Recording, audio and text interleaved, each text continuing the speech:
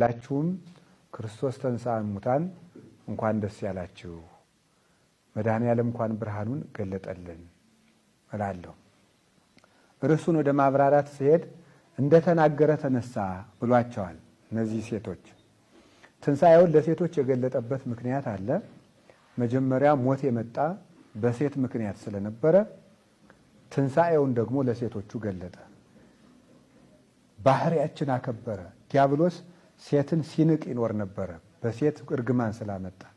ጌታ ደግሞ ትንሣኤውን ለሴቶች በመንገር በመግለጥ የጠፋውን እንደመለሰ፣ የተዋረደውን እንዳከበረ፣ የሞት ምክንያት የሆነውን የሕይወት ምክንያት እንዳደረገ፣ የሴቶችን ባህሪ እንዳከበረና እንደባረከ ጌታ ገለጠ። ዲያብሎስን ናቀው።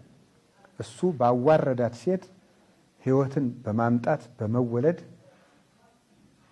ዲያብሎስን አሳፈረው። ከሴት ልጅ ተስፋ ይወለዳል ብሎ ሰይጣን አስቦ አያውቅም።